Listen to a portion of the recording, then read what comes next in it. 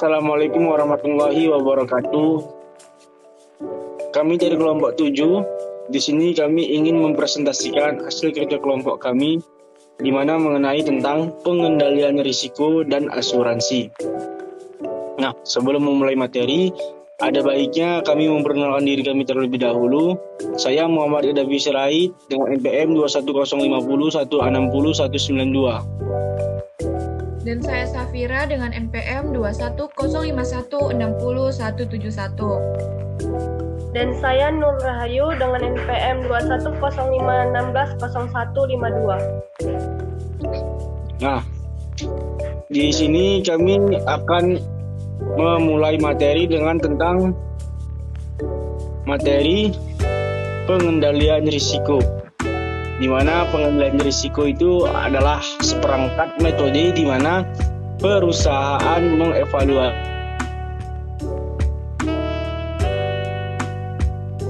dan ancaman.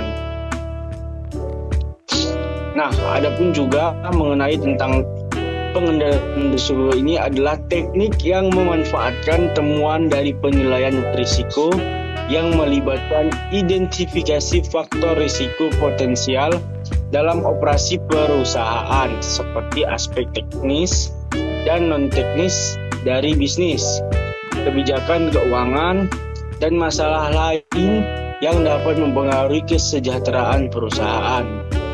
Nah, pengendalian risiko ini bertujuan untuk mengidentifikasi dan mengurangi faktor risiko potensial dalam operasi perusahaan seperti aspek teknis dan non-teknis dari bisnis, kebijakan keuangan, dan masalah lain yang dapat mempengaruhi kesejahteraan perusahaan. Nah, metode pengendalian risiko ini meliputi dari penghindaran, pencegahan kerugian, pengurangan kerugian, pemisahan, duplikasi, dan diversifikasi. Nah, pengendalian risiko juga menerapkan perubahan proaktif untuk mengurangi risiko di area ini. Karena sangat sulit menghindarinya, pencegahan kerugian adalah solusi terbaik. Jika ada ancaman, strategi pencegahan kerugian membantu mengakomodasi risiko secara efektif dan meminimalkan kerusakan sebanyak mungkin. Nah, salah satu strategi pengendalian risiko adalah asuransi, di mana pihak ketiga ditunjuk untuk menyeimbangkan kerugian berdasarkan kontrak. Nah, sebagai contoh, inspeksi rutin dilakukan perusahaan untuk mengurangi risiko infrastruktur. Kegagalan peralatan bisa menjadi risiko besar bagi perusahaan. Nah, pemeliharaan peralatan yang digunakan dalam produksi adalah contohnya seperti pengendalian risiko, yaitu klien diberikan uji tuntas untuk risiko kredit dengan memvalidasi aplikasi kredit secara hati-hati. Nah, materi selanjutnya adapun juga tentang tujuan dari pengendalian risiko. Nah, tujuan pengendalian risiko ini ada beberapa aspek. Yang pertama yaitu melindungi aset, yang kedua mengurangi kerugian, yang ketiga meningkatkan keselamatan, yang keempat meningkatkan kepatuhan, yang kelima mengoptimalkan peluang, yang keenam meningkatkan keputusan strategis, yang ketujuh meningkatkan ketahanan organisasi, yang kedelapan meningkatkan reputasi, yang kesembilan peningkatan efisiensi, dan yang terakhir yang ke-10 yaitu menjaga kelangsungan operasional. Nah, yang pertama tadi mengenai tentang melindungi aset. Melindungi aset yaitu termasuk organisasi, termasuk manusia, properti, keuangan, reputasi, dan sumber daya lainnya dari kerugian atau kerusakan yang disebabkan oleh risiko.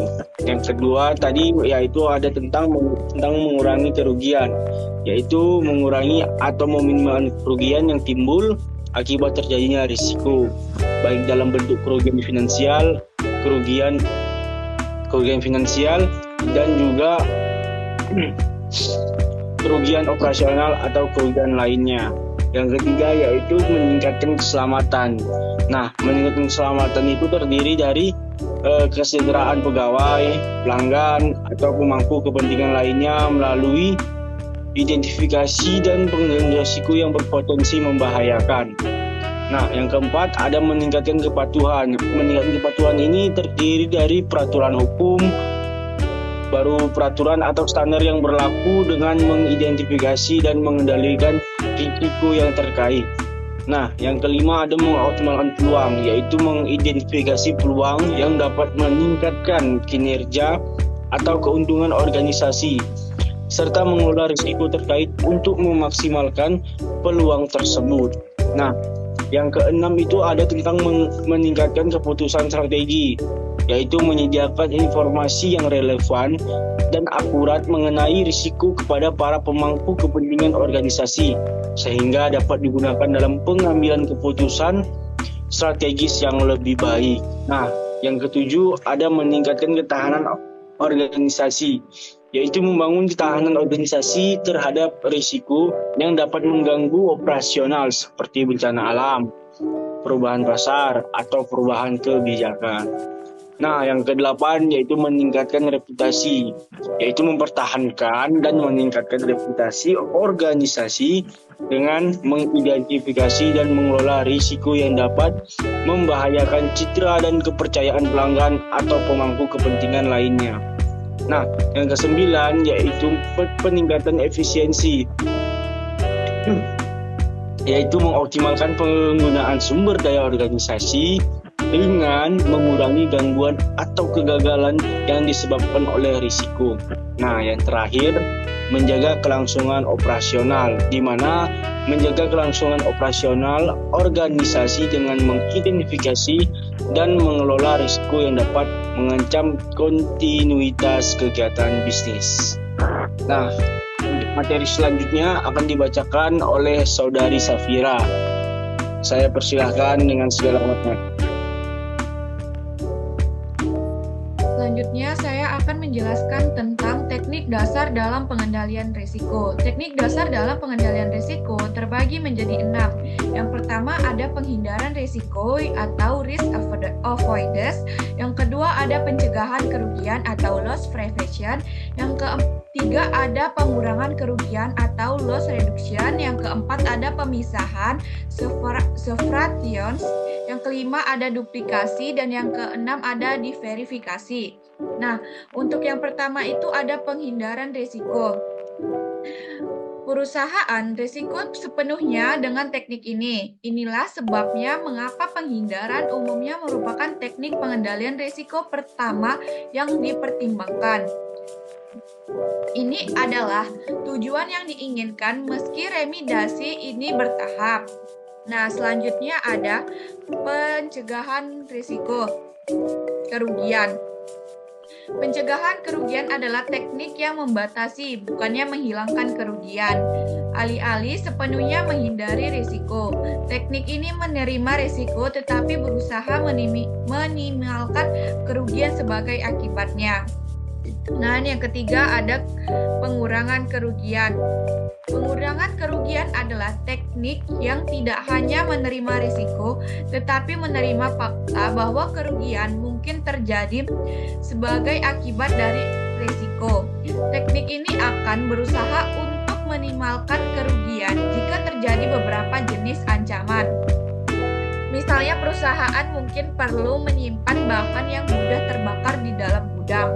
Nah, manajemen perusahaan menyadari bahwa ini adalah risiko yang perlu dan memutuskan untuk memasang alat penyiram air di mutakhir di gudang agar dapat mengurangi risiko kerugian. Nah, yang keempat ada pemisahan atau separation. Pemisahan adalah teknik pengendalian risiko yang melibat penyebaban aset utama. Hal ini memastikan bahwa jika terjadi bencana alam di satu lokasi, dampaknya terhadap bisnis hanya terbatas pada aset di lokasi tersebut. Nah, yang kelima ada duplikasi. Duplikasi adalah teknik teknik pengendalian risiko yang pada dasarnya melibatkan pembuatan rencana cadangan. Ini seringkali diperlukan dengan menghentikan seluruh bisnis agar kegagalan dengan server sistem informasi seharusnya tidak menghentikan bisnis. Nah, yang selanjutnya ada diverifikasi. Diverifikasi adalah teknik pengendalian risiko yang mengalokasikan sumber daya bisnis untuk menciptakan berbagai ide bisnis yang menawarkan berbagai produk dan layanan di industri yang berbeda. Nah, selanjutnya ada asuransi. Asuransi adalah alat sosial untuk mengurangi risiko dengan menggabungkan sejumlah unit yang terkena risiko, sehingga kerugian-kerugian individual mereka secara kolektif dapat diramalkan, kemudian kerugian dapat ditanggung bersama. Nah, terima kasih kepada pemateri yang disampaikan oleh Saudari Safira. Untuk materi selanjutnya akan dibacakan kepada Saudari Nur Rahayu. Waktu dan tempat dipersilahkan. Baiklah, di sini saya akan menjelaskan tentang manfaat asuransi. Manfaat asuransi itu ada 5. 1. Asuransi mampu berperan sebagai penetralisi resiko. Penetralisi resiko pada saat resiko terjadi dan semakin lama cenderung semakin besar. Maka pihak asuransi dengan berusaha kuat untuk menindaki resiko yang dialami agar tidak semakin besar. Kedua itu ada asuransi sebagai pihak pengganti kerugian. Seorang yang masuk dan mendaftar sebagai nasabah membayar setiap bulannya dengan rincian serta biaya dalam klaim asuransi. Ketiga itu ada mengurangi siksaan mental fisik. Mengurangi siksa mental fisik bagi pihak tertanggung yang disebabkan karena ia takut dan khawatir. Keempat itu ada menghasilkan tingkat produksi dan harga struktur bunga.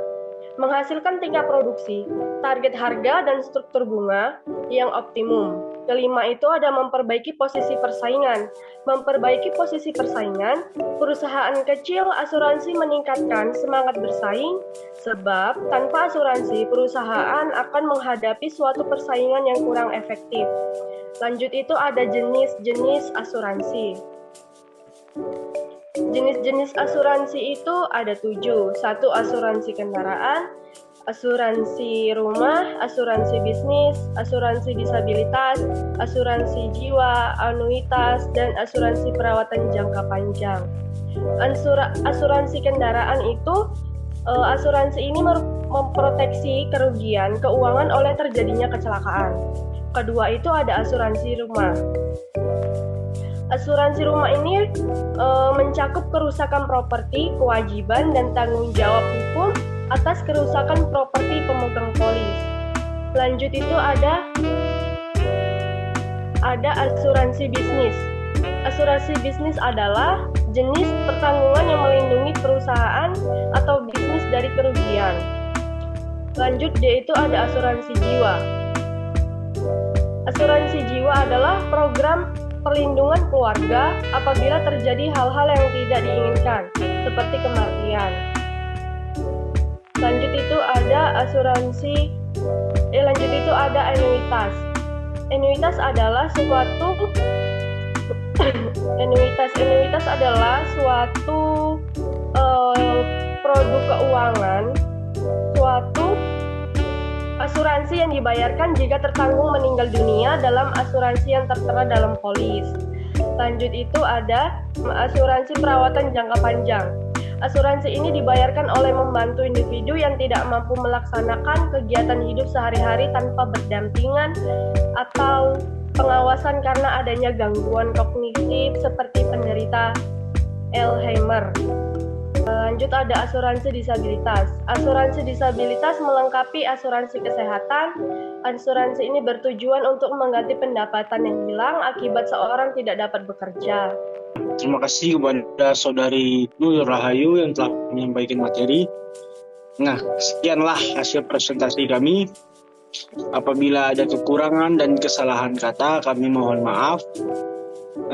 Sekianlah presentasi pada kelompok 7 kami ini. Saya tutup dengan wabillahi taufiq wal hidayah. Wassalamualaikum warahmatullahi wabarakatuh. Terima kasih.